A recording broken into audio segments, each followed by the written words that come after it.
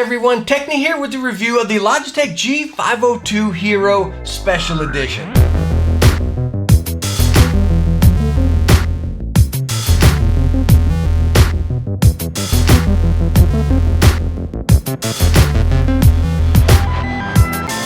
Alright, so what did you think about that? I mean, wow, I think this thing is absolutely gorge. I mean, just the black and the white and everything. Set your RGB to your preferred setup. Me personally, I'm really into that black, white, and red. So bam, you set that logo right back there to red, and it just looks incredibly awesome, sleek, and just, I don't know, the lines are absolutely perfect on it. But real quick, just to kind of squash any questions right here, what's different with the SE or the Special Edition here?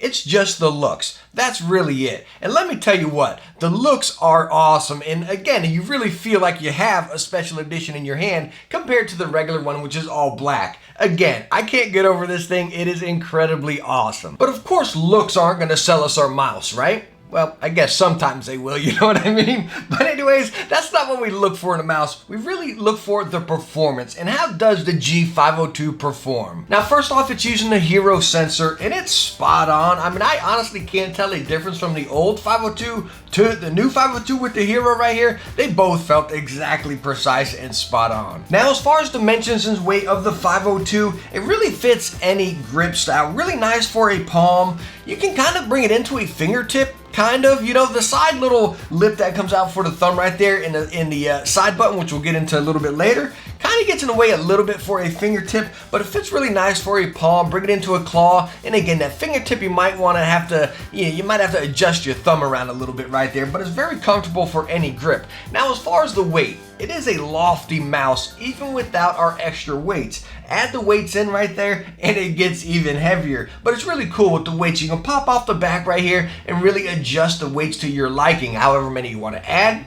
Keep them all out, or just adjust them to whichever side you like. Again, kind of just adjusting the weight to your liking. If you want top heavy or front heavy, back heavy or side heavy, really nice, so you can really adjust that there. But real quick, I'd like to talk about the topic of weight right here, because I know we're all hooked on lightweight mice right now, you know, mouse with holes in it, this, that, and the other, and anything that's over like 90 grams, we're all like, no, I don't want it, you know what I mean? And I disagree with that, honestly, because I really think if a mouse fits your hand perfectly, that weight's really not going to affect you much. Now sure, if you got tiny hands and you go with this gigantic mouse, it's going to feel funky in your hands. It's going to feel incredibly heavy. Same with the lightweight mouse, you know what I mean? If you go with the lightweight mouse and you got a gigantic hand, or a smaller mouse, gigantic hand, it's going to be the opposite. It's not going to feel right, you know what I mean? I think number one, what you need to focus on is how the mouse feels in your hand, over the weight and over the dimensions of your hand. I really think you got to get your hands on the mouse and see how it feels for you, because I've used small mouse that felt great for me,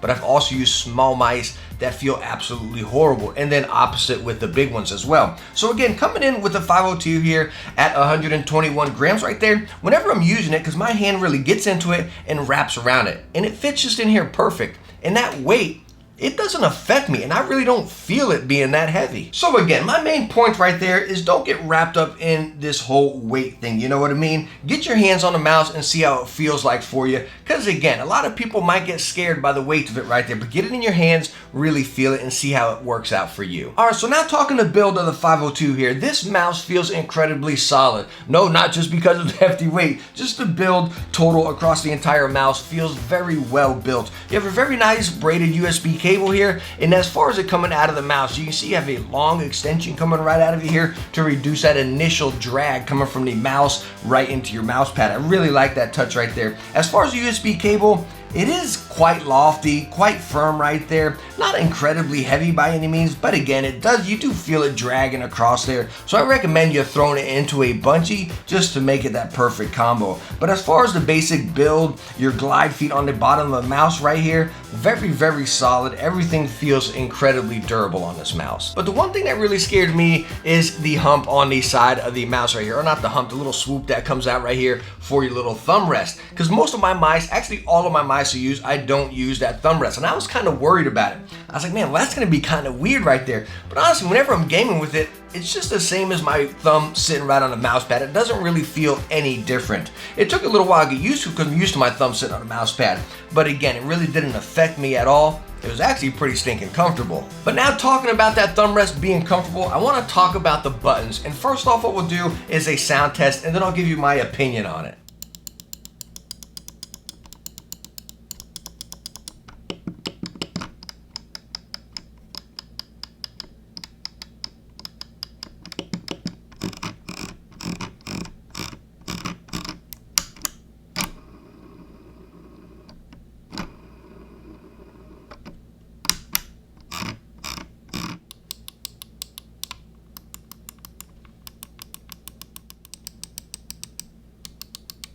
Alright, so as far as that sound test right there, the buttons are incredibly crispy, very nice, very to the point presses, not squishy by any means. You press them, bam, and they actuate right there. Now, you did catch that little bit of rattle right up here in the scroll wheel. There's a lot going on in the scroll. You got left press, right press, your basic scroll, your continuous scroll right there, and the scroll wheel is metal. Very heavy duty scroll wheel.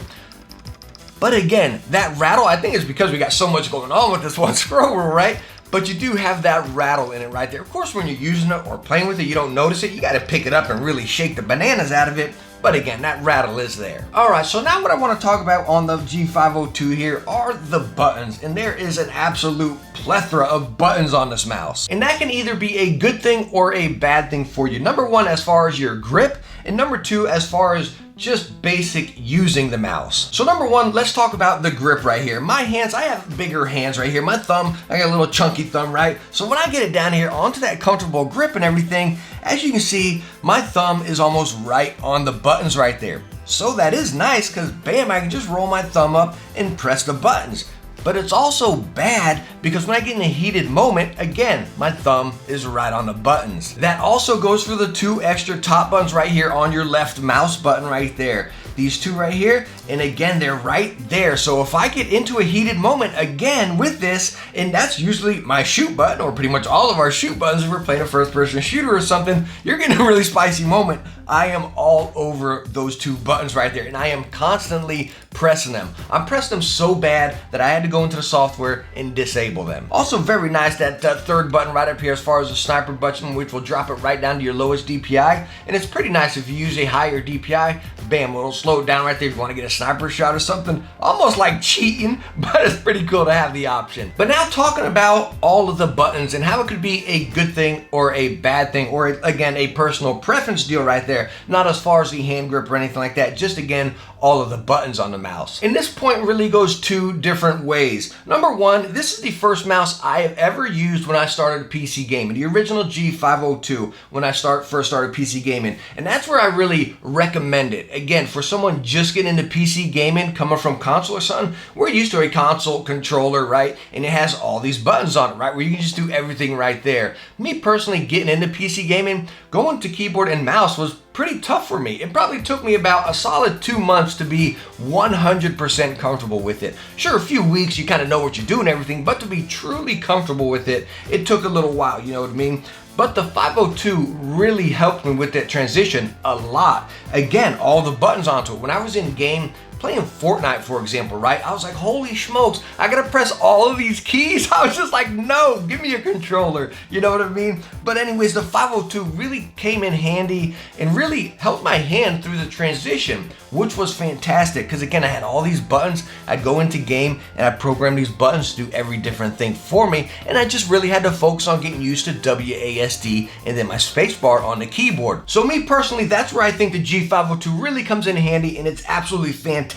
Kind of like, think about it like training wheels getting into PC gaming, and this will help you out a lot and just make that transition a whole lot easier and a lot more fun, so you can still enjoy your games rather than worrying about that transition. Now that also can be transitioned into a negative right there, because you really get used to it. I got really used to it, right? And I didn't want to switch it. But again, even after a while when I was comfortable with keyboard and mouse, I still wanted to use the 502 because I was so used to all the buttons right there. I didn't have to use my keyboard at all, except again, WASD and my spacebar. Everything else was on the mouse, and I remembered every single button right there. And it was that easy again with my keyboard, WASD, everything else was on the mouse, and I didn't want to get rid of it. I didn't want to break the habit. But I came to this conclusion, I was like, wow, if I ever really want to get into this, I need to learn how to use the keyboard more, right? Because again, I relied on the 502 so much.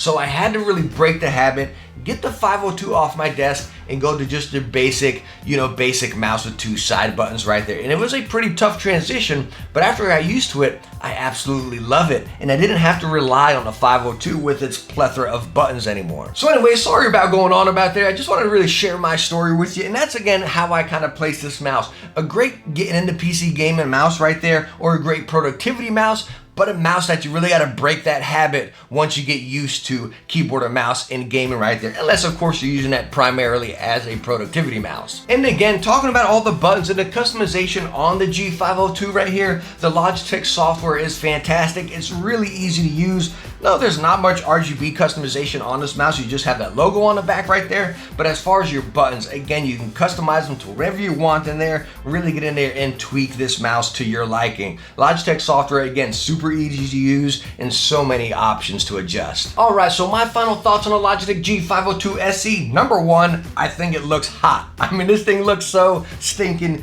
good. But number 2, again, my personal preference is I take it as primary a productivity mouse or a training wheel mouse for getting into PC gaming. That's not saying a bad thing by any means, saying training wheels. It's a great thing to get into PC gaming, and I'd recommend this to any first time PC gaming user right there. Just again, it makes it a little bit easier, customize the buttons, and really focus on getting used to that kind of control using 2 hands rather than your controller right here. But again, you got to be able to break that habit in the future. So all in all, I like it. At 35 bucks, I don't think you can go wrong right here. Complete win. So hey, let me know what you think about the G502, or more importantly, the G502 SE. Do you use it, and what do you think about it? Or are you looking to pick one up? But hey, thank you so much for stopping by and watching this review. I hope you enjoyed it. If you did, hit that thumbs up and don't forget to subscribe for some future tech videos. Hey, I hope I catch you in the next one. Bye now.